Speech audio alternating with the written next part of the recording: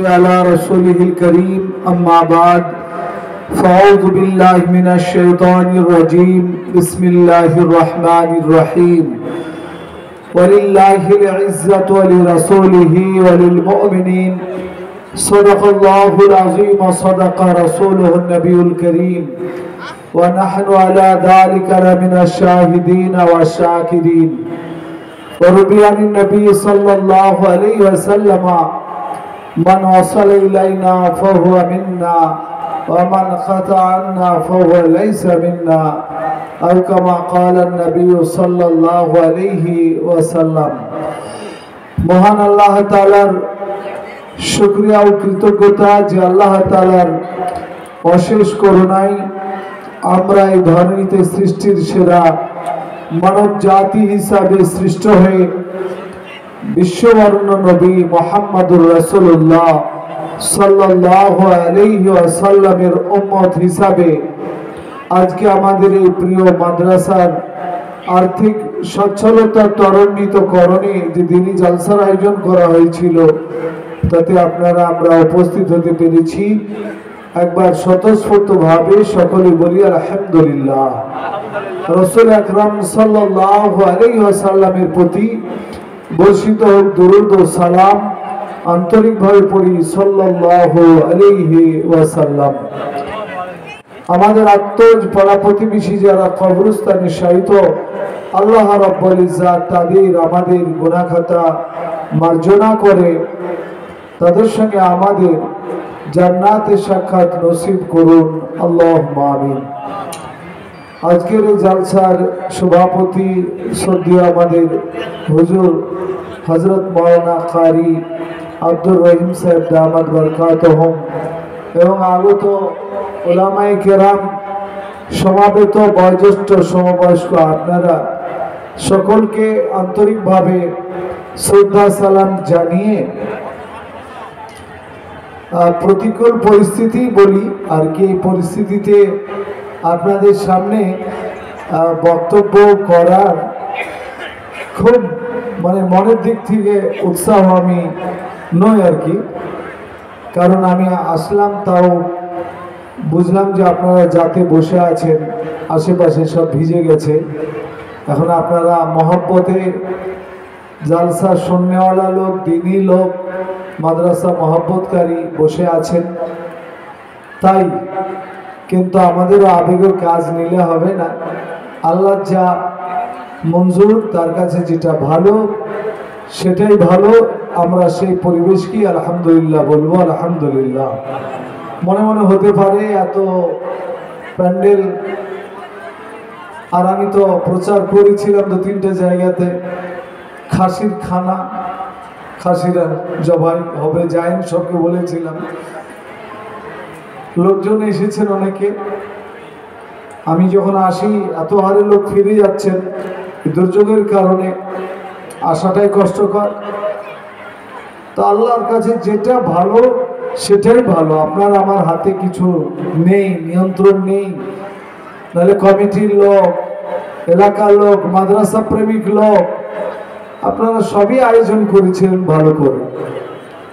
একটু কিছু কিছু দেখে মনে ক্ষুণ্ণ হচ্ছে আর কি, কিন্তু আমরা আপনাদের বাড়িতে খেয়ে আপনাদের বিরুদ্ধে বলবো কত, বেশি তো বলা যাবে না, কিন্তু আমাদের বলতে হয়, উপায়ও থাকে না। মসজিদে ইমামতি করি আপনাদের, খাওয়া দাওয়া আপনাদের, বেতন আপনাদের, আবার দাড়ি কাটাকে সালাম দিলে আল্লাহ নারাজ হয় সে কথাও আমাদেরকে বলতে হয়। মসজিদের সেক্রেটারি সুদখোর, বলতে হয় সুদ খাওয়া হারাম। আমাদের কাজ এত জটিল, যে জনগণের খায়, যে জনগণের টাকায় চলি, সেই জনগণের এগেইনস্টে বলতে হয়। তবে যা কিছুই করি আমরা খালি এটা মাথায় রাখবেন, আল্লাহকে রাজি করার জন্য আমাদের করতে হবে। সেই তৌফিক আল্লাহ তাআলা আমাদের দান করুন, সকলে বলি আল্লাহুম্মা আমিন। দেখুন, আমি এসি মাদ্রাসাতে প্রথমে বলছিলাম যে আলেমরা আমাদের সামনে যে বর্তমান সময়ে এই জেহাদ শব্দটা আমি বলবো না, এর বাংলা যদি বলি খুব কাছাকাছি, তো সংগ্রাম বুঝায়। সবচাইতে বড় সংগ্রামী কাজ হলো নিজের ছেলেকে মাদ্রাসায় পড়তে দেওয়া। এর চাইতে বড় জেহাদ বা সংগ্রাম চলমান সময় আছে বলে মনে হয় না। এই খাজা ভাই মৌলানা আপনাদের গ্রামের আমাদের বড়, ওরা অনেক কটা ভাই, তো একটা দিয়ে দিয়েছে। আমরা 7 ভাই, তা আমরা 2-4টে পড়ে নিয়েছি। এখনকার ছেলেদের তো ছেলেই হচ্ছে 1-8টা, তো মাদ্রাসায় দেয়। আর যে আমন্ত্রণ জেনারেল শিক্ষা, বই ফ্রি, ড্রেস ফ্রি, জুতো পর্যন্ত ফ্রি, খাতা ফ্রি, সাইকেল ফ্রি, আবার 11-12 গেলে ট্যাবের টাকা দিবে। সেই সব সুযোগ সুবিধাকে ছেড়ে মাদ্রাসায় পড়তে দিবে, এটা খুবই ভারী কাজ। আর একই সঙ্গে দুজনা 4-এ পড়ছিল, একজনা 5-এ, একজনা পাটপুকুর মাদ্রাসায় শাতুল উলুম। যে 4 থেকে 5-এ গেল তাকে কেউ বলল না খাবি তো দস্তরখানা পড়, পেশাব করলে পানি লে, জোরে আজান হচ্ছে মসজিদে যা, সুবাস ঘুমাবি, বিছানায় শুবি, তো এর জন্য আল্লাহুম্মা বিইসমিকা মুতাহিয়া পড়, কে ওকে বলার আছে? কিন্তু একই সঙ্গে পড়ছিল যে ছেলেটি মাদ্রাসায় যেমনি ভর্তি হলো, আর প্যান্ট শার্ট পরা যাবে না, পাঞ্জাবি বানা, মাথায় টুপি রাখ, আর এই চাইনা কাট চুল রাখা যাবে না, চুল ঠিক রাখ, পেশাব পায়খানাতে গেলে বাম পা ঢুকা, বের হবি তুই ডান পা বের কর, খাবি তো দস্তরখানা পাড়, লোকজনের সঙ্গে দেখা হলে সালাম দাও আসি। কতটা ওর উপরে চাপ এই যুগে। সেই জন্য আমি মনে করি বড় জেহাদ হচ্ছে মাদ্রাসায় পড়তে দেওয়া। আর তারপর মাদ্রাসার কালেকশনের সময় আসলে ছোট ছোট বাচ্চারা আদায় চলো, লোকের বাড়ি গিয়ে চাইতে হবে, মাদ্রাসার খাবার তত উন্নত নয়, ইত্যাদি ইত্যাদি। তবু আল্লাহ রাসূল সাল্লাল্লাহু আলাইহি সাল্লাম বলেছেন, কোন আলিমান আও মুতাআল্লিমা, তোমরা মুরব্বি হও, আলিম হও। এবারে এতগুলি লোকের আলিম হওয়া সম্ভব নাকি? আল্লাহ রাসূল সাল্লাল্লাহু আলাইহি সাল্লাম ওর দিয়ে বললেন, অথবা মুতাআল্লিমা, তোমরা তালিবে ইলম হও। মানুষে যারা পড়ে তারাকে তালিবে ইলম বলে। মসজিদে যারা কোরআন শিখে মক্তবে পড়ে তালিবে ইলম বলে। তো হয় আলিম হও, নয় তালিবে ইলম হও। আর তাও যদি না হতে পারো বাই চান্স, তাহলে আপনারা অন্তত যেটা করছেন, আও মুহিব্বান লাহুমা, আলিম আর তালিবে ইলমদের প্রেমিক হও, আলিমদের ভালোবাসো, তালিবে ইলমদের ভালোবাসো। এটা আমরা হতে পারবো না? পারবো না। সবাই বলবে হতে পারবেন না। আর সবাই আবার নতুন করে মাদ্রাসার মক্তবে ভর্তিও হতে পারবেন না।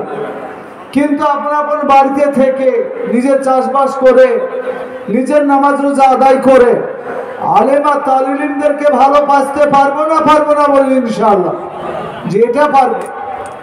আল্লাহ রাসূল সাল্লাল্লাহু আলাইহি সাল্লাম বললেন, আলিম হও নইলে তালিবে ইলম হও, অথবা উভয়ের প্রেমিক হও। ওয়ালা তাকুন রাবিয়া, চতুর্থ হয় না, আলিমও হবে না, তালিবে ইলমও হবে না, আর আলিম তালিবে ইলমদেরকে ভালোবাসবে না, চতুর্থ দলভুক্ত হইও না। আল্লাহ আমাদের হেফাজত করুন, সকলে বলি আল্লাহুম্মা আমিন। প্যারা হাজির, বুজুর্গ, দোস্ত, আজিজ, আগামী জানি না আগামী দিনে মাদ্রাসার ভবিষ্যৎ কি হবে, তবে কল্পনা করতে পারেন, কল্পনা আল্লাহ যেন কবুল না করে। মনে করেন যে দিলীপ ঘোষ বা শুভেন্দু অধিকারী আমাদের রাজ্যের মুখ্যমন্ত্রী, মনে করিলেন, তারপর ওরা যা যা বক্তব্য করছে মাদ্রাসার সঙ্গে সেট করেন, মাদ্রাসা থাকবে কি দেখে নেন।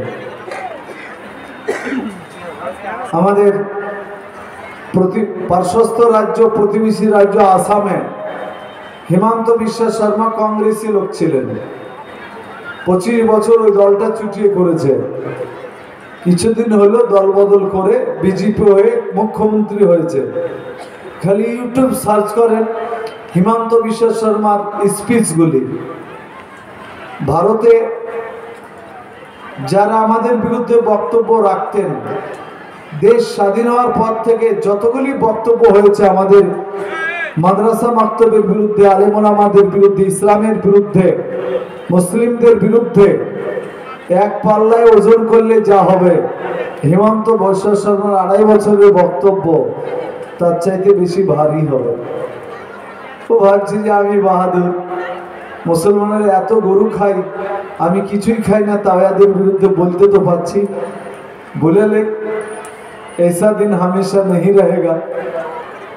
আপনাদের আমাদের বাড়িতে মায়েরা রুটি তৈরি করেন, তো রুটি যখন কড়াইয়ে থাকে, আমাদের এলাকায় খোলা বলে, কড়াই তাওয়া, তখন একদিক সেকা হয়ে যায়, তখন মায়েরা হাতে তাত লাগলে উল্টে দেয় না আর এক পিঠ শেখার জন্য। তো এখন মোদিজিরা মনে করেন যে হিমন্ত বিশ্ব শর্মা এরা এক পিঠ রুটির শেখছে, বেশি শিখলে তো পুড়বে, তারপর ভালো শিখতে চাইলে আর এক পিঠ উল্টাতে হবে কি না। কাজে ऐसा दिन हमेशा नहीं रहेगा। এখন এক পিঠ শেখা চলছে, আর এক পিঠকে অন্যজনা শিখবে ইনশাল্লাহ। সময়ের অপেক্ষা, আর আমাদের একটু ধৈর্য। তবে এইসব যা কিছু হচ্ছে, কতগুলি জিনিস মনে করবেন যে এর জন্য দায়ীও আমরা কম নয়, আমরা যুক্ত আছি ওর সঙ্গে। মনে করবেন যে কালকে আইন পাস হয়ে গেল দেশে যে কোরআন শরীফ ব্যান, কোরআন আর পড়া যাবে না, কোরআন পড়া বন্ধ। তো ভারতে আমরা সহি শুদ্ধ করে কজনা কোরআন পড়া জানি? 100টা মুসলমানে একজনাও জানি না, 1%ও না। 100টা মুসলিম, তার মধ্যে একজনা সহি করে আলাম তারা কাইফা ফালা যেমন খুশি তেমন চালাও, এরকম আমরা নামাজ পড়া জানি, কিন্তু সহি শুদ্ধ করে কোরআন পড়া ওই শতকরা 1 জন। তো একজনের জন্য কোরআন বেঁচে রেখে লাভ কি? আমল করি কিনা জানি না, পড়া। আর 100 জনা যদি সহি শুদ্ধ পড়া জানি, তো পাই টু পাই আমল করনেওয়ালা 100 জনের মধ্যে একজন হই। তাহলে আজ 77 বছর কোরআন শিখার, সহি শুদ্ধ করে পড়ার এত সুযোগ আমরা কাজে লাগাতে পেরেছি? বলুন। মোদিজিকে একটু ধন্যবাদ জানাচ্ছি এই মর্মে, ধন্যবাদ মাঝে মাঝে জানাতে হয়, ভাবছি ভয়ে টয় লয়। আমি ধরেন মোটরসাইকেল চালাচ্ছি, সুবহানাল্লাযী সাখখারা লানা হাযা মা কুন্না লাহু মুকরিনিন দোয়া পড়ে একবারে খুব জোরে, এখন 4 লেন বেথুয়া পর্যন্ত যাওয়ার জন্য গাছা থেকে দারুণ রাস্তা, গিয়ার মারলে 100 কিলোমিটার উঠাটাই সহজ। কিন্তু কোনো মাতাল টলতে টলতে যদি বলে মৌলানা সাহেব একটু আস্তে চালাবেন, নিরাপদে থাকবেন, তা আমি নাজমুল হক যদি মনে করি যে আমি টুপি দাড়িওয়ালা লোক আর দোয়া পড়ে চড়েছি, এই মাতালের কথা শুনবো, আরো জোরে চালাবো, একবার 140। দেখা গেল বেথুয়ার রেলগেটের ওপরে যে ফ্লাইওভার হয়েছে, ওভারব্রিজ, বাস মোটরসাইকেলের উপর দিয়ে না গিয়ে তল দিয়ে চলে যাবে, শরীর শেষ। তো মাতাল হোক, মদঘর হোক, ও তো যে উপদেশটা দিয়েছিল সেটা তো ভালো, কি বুঝলেন? সেটা ভালো কি না? না ওটাও মাতাল বলে শোনা যাবে না। তো মোদিজির 99% বিরোধী আমি, 100%। আর বিরোধিতা চুরি ছিপাও নয়। আমার বাড়িতে একবার এনআইএ গেছিল, এনআইএ লোক, তো তার সামনে বলেছিলাম দেশের জন্য একচুল পরিমাণ খারাপ কাজ করি না, বলি না, কোনো প্রোপাগান্ডা নাই, তবে মোদিজির বিরুদ্ধে বলি অ্যাকর্ডিং টু ইন্ডিয়ান কনস্টিটিউশন যেমন বলা যায় তেমন বলি। তাও বলছি মোদিজির সুনাম। আমাদের মৌলানা আব্দুল মজিদ সাহেব হুজুর বক্তব্য করতে গিয়ে রাম মন্দির সম্পর্কে ইশারা ইঙ্গিতে কিছু কথা বলছিলেন, মনে করছেন না? বলছিলেন না?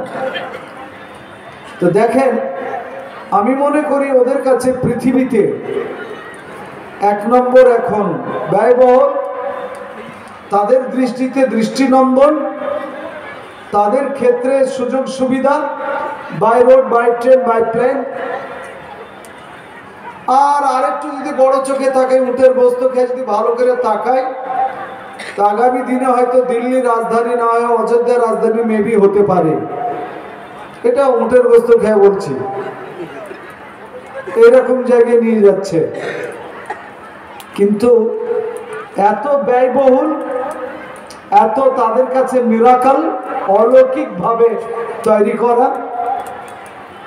শ্রীরামের বা রামলালার যে মূর্তিটা বানানো হয়েছে তাতে কোথাও জোড়া দেয়নি, একটা আস্ত বড় পাথরকে ক্রেন দিয়ে নিয়ে এসে কেটে কুটে একটা মূর্তি বানিয়েছে, কোথাও জোড় নাই।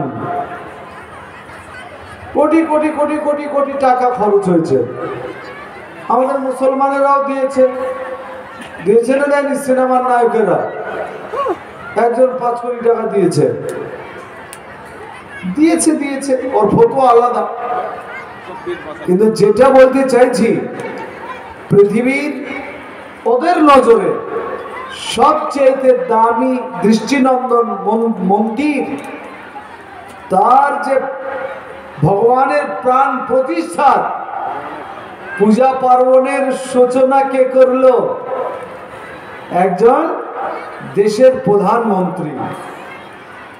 11 দিন তাদের মতন করে রোজা রাখলো, 11 দিন ধরে সাবধানে হাগলো মুতলো, গঙ্গার পানি দিয়ে সামনে পিছন সবসময় ধুত যে আমি প্রাণ প্রতিষ্ঠার পুজো করব। আমি কোন ফল খাওয়া যাবে না, কখন সূর্য উঠলো, কোন দিকে তাকাতে হবে, সব বিধি মানলো। তার নাম নরেন্দ্র মোদীজি, একজন দেশের নাম করা প্রধানমন্ত্রী। তিনি উদ্বোধন করে দিলেন। কাজী তাকে সাধুবাদ, অ্যাকর্ডিং টু হিজ ফেথ, তাদের বিশ্বাস অনুসারে। আর আমাদের যদি একটা প্রধান হয়ে যায় না, ভাবছে আমি কি না হনুরে দিয়ে। বলছি না যে হনুমানের চরিত্র এসে গেল বা হয়ে গেল, তা বলছি না। ওইরকম কিন্তু লাভ মারামারি হনুমানের কাজটা এসেই যায়। সকালবেলা নমস্কার, আর একটা মিটিংয়ে গেল তো নমস্কার, আবার দুর্গা পূজা এসে গেল তো সেখানেও নম নম করে বেড়াচ্ছে। করছে না? আপনি একটা প্রধান দেখাতে পারবেন যে প্রধান হওয়ার পর থেকে পরেশগার মুত্তাকি হয়ে গেছে? একটা এমএলএ, সব দল মিলে আমাদের পশ্চিমবঙ্গে 33টা এমএলএ মুসলিম আছে, নাম মুসলিম, কাগজ কলমে মুসলিম। পার্লামেন্টে 31 জন এমপি আছেন। এমপি এমএলএ মন্ত্রী হয়ে যাওয়ার পর তার সততা বেড়ে গেছে বলে আপনাদের মনে হয়? চুরিটা বেড়ে গেছে এটা বলতে পারেন হয়তো। আপনাদের এলাকার মেম্বার প্রধানের কথা বলছেন, এদিককার খুবই সৎ।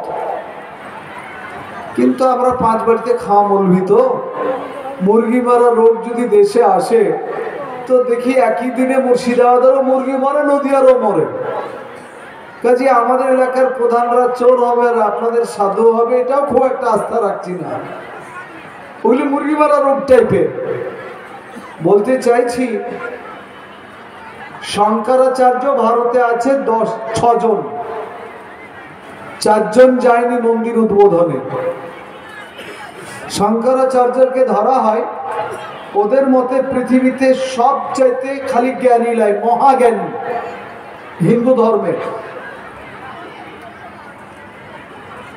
তারা যাননি, তাদেরকেও টপকে মোদিজি নিজেকে এমন যোগ্যতায় নিয়ে গেছেন যে আমি প্রধানমন্ত্রী হলাম তো কি হলো, প্রধান পূজারীও আমি। শ্রীরাম ভগবানের আমি প্রাণ প্রতিষ্ঠা করব, সেই মন্ত্র আমি পড়ব। এটা তো তাদেরকে দেখতে ভালো লাগছে। আমি নাজমুল হক যদি হতাম আর আমি একটা প্রধানকে দেখতাম যে যেমনি আজান হলো মিটিং ছেড়ে মসজিদে যাচ্ছে, তাই তো আমার মুখ খুলে যায়।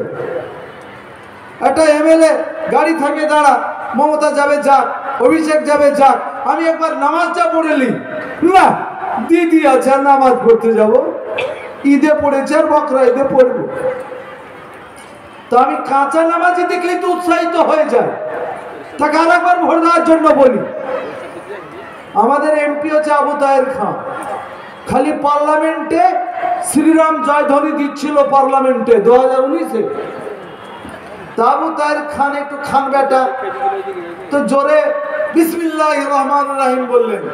তা আমার এত রাগ ছিল, কারণ একটা ভোটে দাঁড়িয়ে মন্দিরে এরকম করে বেড়াচ্ছিল। তা আমরা 5 বাড়িতে খাওয়া বলবি চালাচ্ছিলাম যে বেটাকে ভালো কাজ করেনি। তা আমি ঘুরিয়ে নিলাম যে যা, ওরা পার্লামেন্টে এতগুলি লোক জয় শ্রীরাম করছিল, তো আপনি আল্লাহ আকবার তো বলতে পেরেছেন ওই মজলিসে অন্তত। আমরা এত দুর্বল, সব কর্নার আমাদের। তাহলে হিন্দু ভাইরা দেশে কোটি কোটি, তারাই সংখ্যায় বেশি। তাদের প্রধানমন্ত্রী যদি ধার্মিক হয়ে যায় তাদের মতে, তো তারা তো তার অনুরাগী হওয়াটাই স্বাভাবিক। আর আমাদেরগুলি ওই যে ড্রেসের ক্ষেত্রে যেমন আছে যে মেয়েদের পায়জামা গিরার নিচে পড়তে হবে, তো মেয়েরা ওপরে তুলছে, গিরার নিচে না পড়ে ওপরে তোল। আর ছেলেদের মশলা কি, গিরার ওপরে পড়ো। তা আমাদের ছেলেরা উল্টে গিরার নিচে পড়ছে। কোন ফতোয়াটা দেব? কারণ আমাদের সমাজে যেটা হারাম বলবো সেটা করা ব্যারাম। আজ থেকে 30 বছর আগে মদ খেত তো লোক গ্রামে দেখতে পেয়েছেন? পাননি। আমরা এমনি ফাঁকাতে হারাম বলে বলে বলে লোকেরা বলছে খাইয়ে দেখি, মদখোর বেড়ে গেল। মনে মনে হয় যে উল্টে ওয়াজ করা শুরু করবে। একদমে যে 1 বোতল মদ খেতে পারবে, জান্নাতের 8টা দরজা খোলা। এবার যদি মৌলবীদের উপর রাগ করে মদ খাওয়া ছেড়ে দেয়, যে মদ খেলে যখন জান্নাত তো খাবই না যা, তাই যদি বাদ যায়, নাহলে আর বাদ যাবে না। লটারি কাটা হারাম বললাম, লটারি কাটা কমেছে, বরঞ্চ আইপিএল জুয়া ইন্টারন্যাশনাল ঢুকেছে। আপনাদের এলাকায় আছে আইপিএল জুয়া, বুঝেন গো? বুড়া মানুষেরা বুঝবে না। ক্রিকেটের বলে বলে জুয়া, 6 না 4 না 2 না আউট, তাতেও জুয়া। এতে দীক্ষিত ধরে নিয়ে যাক, জেলে ভরে পচিয়ে দেখে এদেরকে। কিন্তু পুলিশ অত আধ পাগলা লাই যে এদেরকে জেলে পচাবে, তরুণ করে নিয়ে ফুড়ুম ভরে দিবে, বাস তোরা চলে যাবে। দিল্লি তো ঠান্ডা। আচ্ছা, আজকালকার যারা মুরব্বী বসে আছেন, আমাদের যারা চাচা তুল্য, এখনকার ছেলেরা যে প্যান্ট পরে, ওই প্যান্ট যদি ওরা পরতো, করে বিয়ে হইতো বলে মনে হয়? আমার দাদুর বিয়ে হইতো যদি ওই ফাটা প্যান্ট পরতো। দেখতেছি বলতে জামাই দেখতেছিলাম কিপটার কাঞ্জুস কৃপন, কেন ফাটা প্যান্ট পরছে, ছিঁড়ে প্যান্ট। দাদুর বিয়ে হইতো না, আমার বাপের বিয়ে হইতো না। আর এখন ফাটা আলাদের দাম বেশি। বিড়ি ছেড়ে গেলে ভাবছি যাক এখন থেকেই মাল খোলা দেব, ফাটা। এবং ফাটা প্যান্টের দামও বেশি। আজকাল জিন্স প্যান্ট ছিঁড়া পাওয়া যাচ্ছে না কিনে, ও কারখানা বারুইপুরে, ওখানে জালসা গেছি, তো ছিঁড়া প্যান্ট তৈরি করে তিনি মালিক। ও বলছে হুজুরে ছিঁড়া গেলেরই দাম বেশি। দেখেন কেমন উল্টেছে। দেখেন, আপনারা কিছুদিন পরে আরো বেঁচে থাকেন, কিছুদিন পরে দেখতে পাবেন হাগার জন্য আর প্যান্ট খুলতে হবে না, বসলি মাল বাড়িয়ে যাবে, উঠলি পারে জোড়া লেগে যাবে। এইরকম পরিস্থিতি। আল্লাহ রাসূল সাল্লাল্লাহু আলাইহি ওয়াসাল্লাম আপনার আমার সামনে যে ইসলামিক জীবন ব্যবস্থা রেখে গেছেন, কোনো একটা জায়গায় তার সমাধান না আপনি দেখাতে পারবেন না। আপনার যা কল্পনা হতে পারে, সে কল্পনা অনুসারে প্রশ্ন করেন, তার 99% আমাদের আপনাদের কুরবানি ফিতরা খেওয়া আমাদের ব্রেনে মনে আছে। আর যদি না থাকে তো মাদ্রাসার বই দেখে বলে দিতে পারবো যে এখানে এটা করতে হবে, যার বিধান এটা।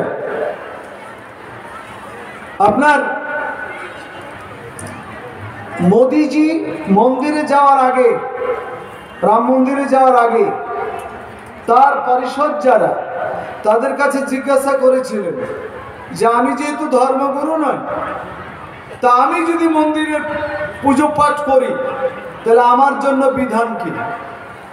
লাইফ গ্যারেন্টি কোথায় লেখা থাকবে? বিধানের তো বই নাই, লেখা থাকবে না।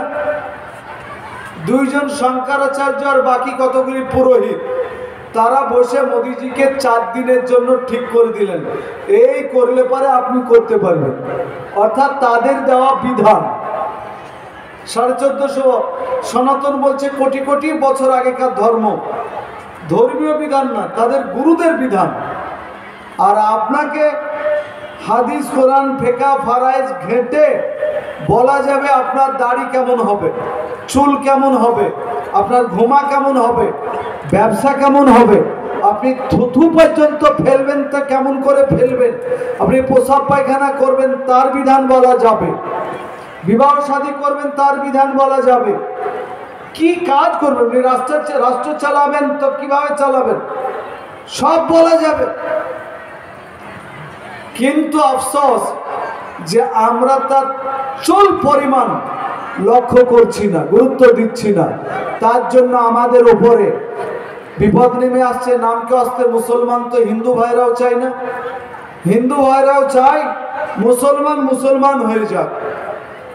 খাঁটি মুসলমান হলে মারামারি থাকবে না, ভেজাল মাল বিক্রি করবে না, খেজুরের গুড় বলে কুইন্টাল কুইন্টাল চিনি মিশাবে না, গত বছরের পচা গুড় মিশাবে না। এদের কাছে যা কিনবা খাঁটি পাবা, দুধ কিনবা তো খাঁটি পাবা। এরা দারোগা হবে তো ন্যায় বিচার করবে, এরা বিচারক হবে তো ন্যায় বিচার করবে। আর এখন তো মনে হয়েছে অন্য দারোগা ঘুষখোর, মুসলমান এক একটা দারোগা হলে পারে না থানাটাকে বিক্রি করে দেয়। এই মুসলমানদের দ্বারাতে কি উন্নতি হবে বলুন? IB, TIB, NI, NSG, CBI দৌড়ে বেড়াচ্ছে বিভিন্ন জনাকে ধরে বেড়াতে। তো শাহজাহান তোর কি কাজ গেল যে ফাটিয়ে দিতে হবে? আর লোক ছিল না পশ্চিমবঙ্গে? 7 কোটি হিন্দু, কয়েকটা ছাগল চড়ানো মন্ত্রী হয়েছে আমরা, বাকি যারা সোনালী মন্ত্রী হয়েছে তারা। আর মারাবাড়ি বেলাতে তুই 1 নম্বর। আমাদের বার্তা যাচ্ছে কি? একজনকে মন্ত্রী করেছে বই মন্ত্রী, সারা জীবন বই বেচে বেড়া, কোনদিন 5টা লোকে চাকরি দিতে পারবি না। হবে কি আমাদের দ্বারাতে? আপনার মনে পড়ে মালদার গনি খান চৌধুরী, মুর্শিদাবাদের আব্দুল সত্তার সাহেব, তাদের পকেটে চাকরি ঘুরত, এই ওজনে নিজেদেরকে নিয়ে গেছেন। মুসলমান নেতা আছে বলে মনে হয়?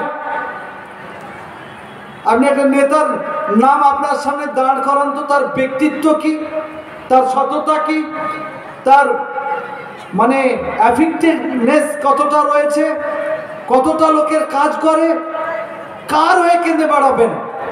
ওদিকে মোদি যোগীরা কুড়োল নিয়ে বসে আছে, তোরা কে 1 কবে পালে 2 কবে নয়, সংবিধান পাল্টে তোদের ব্যবস্থা করে দিব। অলরেডি গত পার্লামেন্টে আলোচনা এসেছে ইউনিফর্ম সিভিল কোড, যার সারাংশ হচ্ছে 1 বিধান, 1 নিশান আর 1 প্রধান।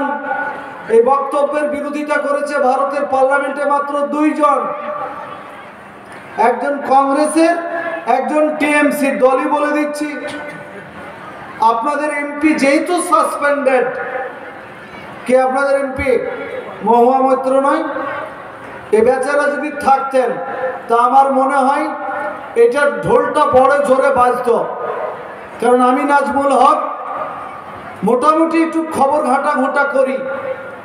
তো এনআরসি যেটা চালু করতে চাইছিল তখন গোটা পৃথিবীতে এনআরসির উপরে যে বক্তব্যটা পার্লামেন্টে আপনাদের এমপি বিটিছিল হয়ে রেখেছেন, সেটা গত আরব জগৎকে হিলিয়ে দিয়েছে। বলুন আলহামদুলিল্লাহ। আরবিতে ট্রান্সলেশন হয়েছে, তার আমি পড়েছি। বুঝুন তো কি ছিল তাহলে বক্তব্যটাই, কত না জন না বক্তব্য রাখে। তার দলেরই একজন এমপি সৌগত রায় অধ্যাপক, ইউটিউবে সার্চ করবেন, লাস্ট লোকসভাতে বক্তব্য রেখেছেন সৌগত রায়।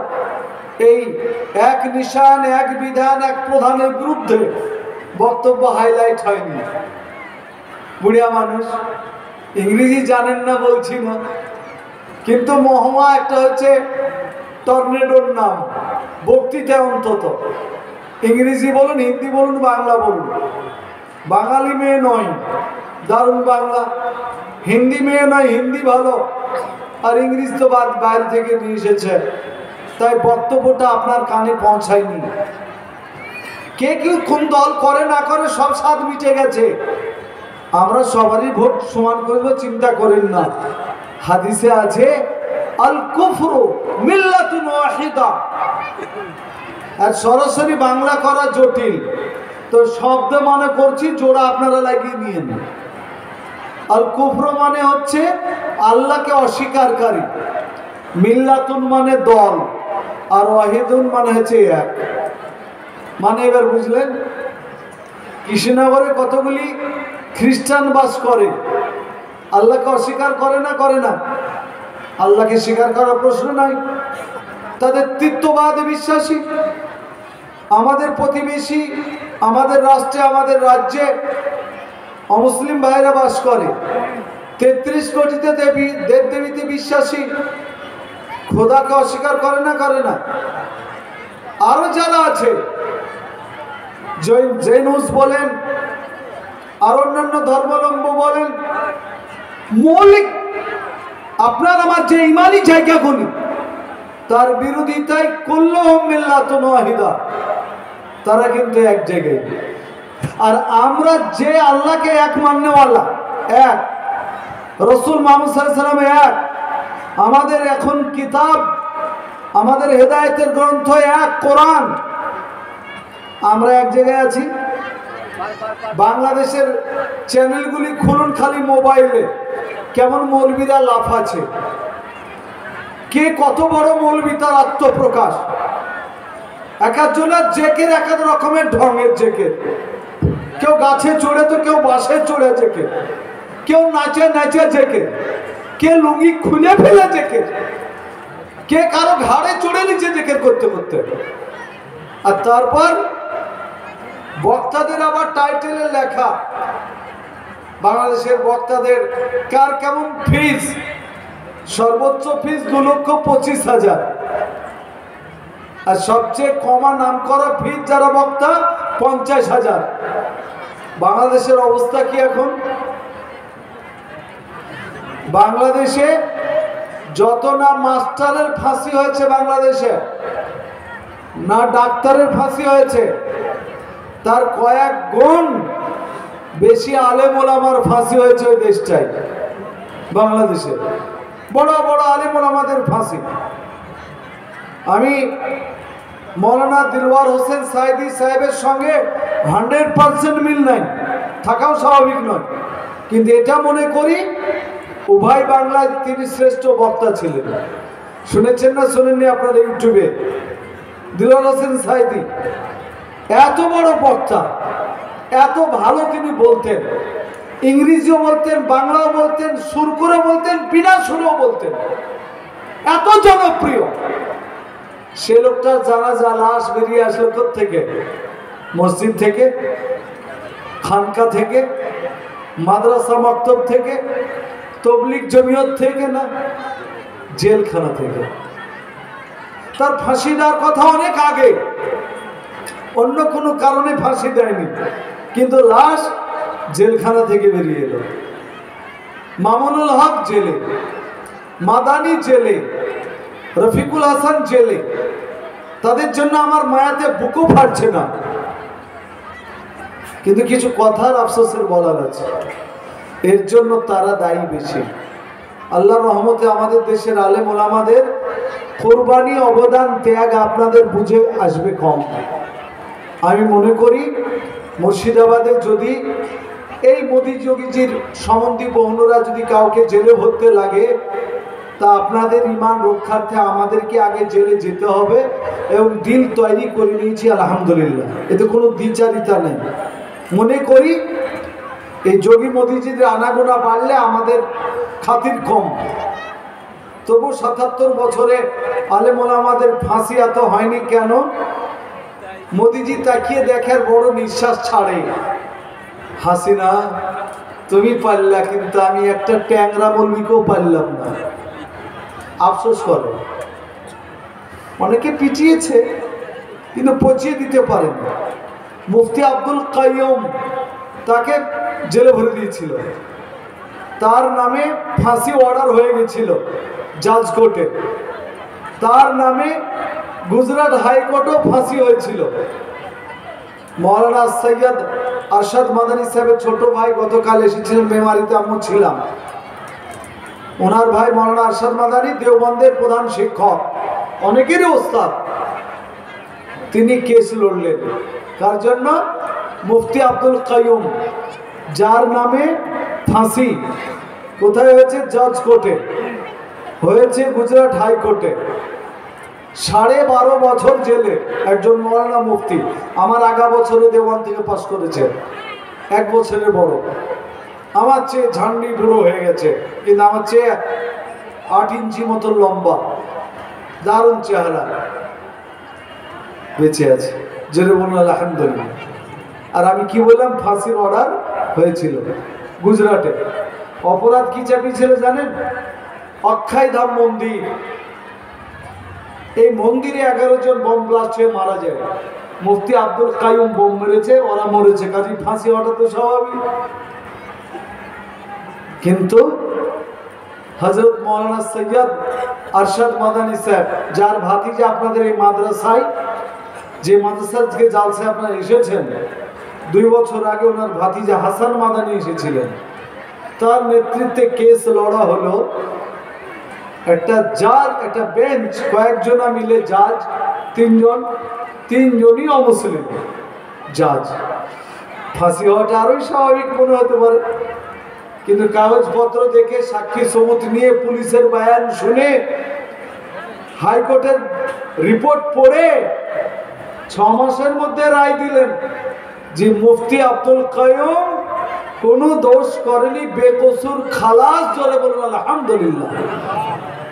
হচ্ছে আমাদের দেশ, আর ওখানে ফাঁসি হচ্ছে, আর মোদিজি পিট পিট করে তাকাচ্ছে, বহিন তুই পারলি, আমি পারলাম না। 56 ইঞ্চি আমার, না পারার হাজারো কারণ আছে, হাজারো। মৌলানা আবুল কালাম আজাদ জন্ম কোথায় বলুন তো? জালসায় আমি বলেছি কোথায়, ইতিহাসে তো পাবেন না। মক্কাতে জন্ম, কাবা শরীফে দারুস সালাম গেটের পার্শ্বস্থ বাড়িগুলিতে জন্ম, অর্থাৎ তিনার মা আরবীয়। সেখানে 10 বছর লালিত পালিত হলেন। দেশ স্বাধীন করার লড়াইয়ে ভারতে এলেন, এসে কলকাতায় থাকতেন, আর্মহাউস স্ট্রিটে কলকাতায় থাকতেন। কত বছর জেল খাটলেন জানেন?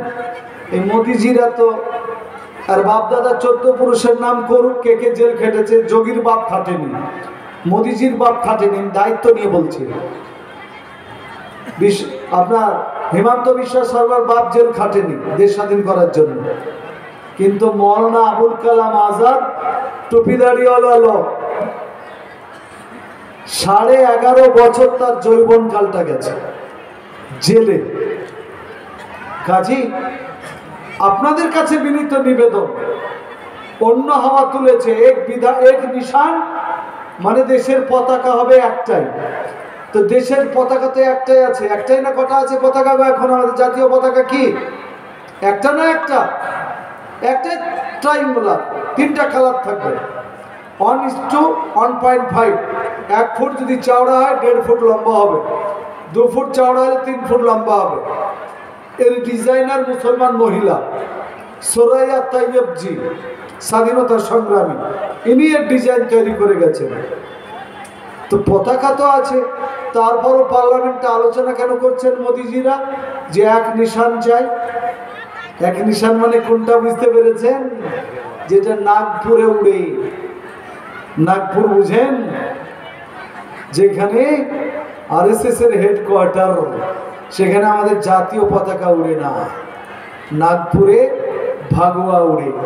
ভাগোয়া পতাকা আমি খুব একটা খারাপ বলছি না, ওটা ত্যাগের প্রতীক, কিন্তু বো ত্যাগ করে থাকলে তো হবে না। বুঝতে পেরেছেন বো ত্যাগ করা কি জিনিস?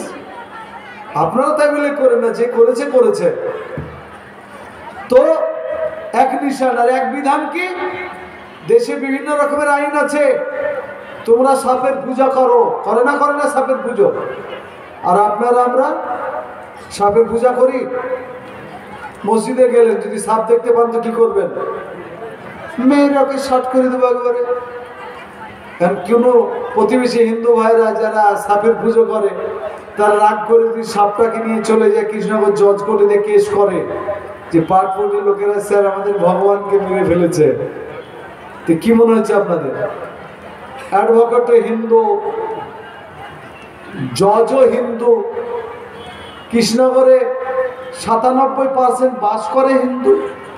কাজে একটা লোক মারলে ফাঁসি হয়, ভগবান মেরেছে মানে ওটা পাটপুকুরের লোকের ফাঁসি হওয়া দরকার। কিন্তু ওই হিন্দু জাজ কি বলবেন জানেন? অ্যাকর্ডিং টু ইন্ডিয়ান কনস্টিটিউশন, এই শোনো, তোমরা কোর্টের সময় নষ্ট করেছ, তোমাদের এত টাকা জরিমানা হলো, কেস খারিজ, তোমরা ভগবান করে পূজা করছো, করো। মুসলমানেরা সাপ মারলে নেকি, ওরাও পাবে নেকি, তোমরা পূজা করলে নেকি। ওদের মারা চলবে, তোমাদের পুজোও চলবে। এর নাম আমাদের ধর্মনিরপেক্ষ দেশ। কেউ ভগবান মনে করে পুজো করবে, আর কেউ সাপ ক্ষতিকার প্রাণীগুলোকে পিছিয়ে ষাট করে মারবে, কোনো অপরাধ হবে না। বলুন আলহামদুলিল্লাহ। মোদিজির এই জায়গায় আসতে চেয়েছেন যে এক বিধান করতে হবে, এইরকম আলাদা সুযোগ দেওয়া যাবে না। এই চলছে, এ থেকে বাঁচার উপায় আসুন। আমাদের মুফতি জাতি সাহেব এসে গেছেন, এসেছে, বুঝতে পারছেন কি? আচ্ছা, এসেছে। ওনার ওয়াজটাই হোক, ভালো করে বলতে পারে। আমাদের 109 বছরের জালসা হলো মনে হয় জলিয়ার, অর্থাৎ 109-10 বছর মানসার বয়স। দারা হাদিস, ইফতা, তাফসীর, আরবি সাহিত্য সব পড়ার ব্যবস্থা। আগামীদের অন্য কিছু ভাবা হচ্ছে। আগামী 2025-এ আমাদের জলিলিয়ায় মাদ্রাসায় প্রত্যেক দিন ডাক্তারদের দ্বারা চিকিৎসার ব্যবস্থা করা হবে ইনশাল্লাহ, দোয়া করবেন। সেই মাদ্রাসার প্রধান শিক্ষক মুফতি জাজি সাহেব, দারুল উলুম দেওবন্দের কৃতি সন্তান, তার সুর করা বক্তব্য শুনেন আমার ফাটা কণ্ঠ আজকে থাক, কোনোদিন আমার জালসা হবে। আর স্কুলের দায়িত্ব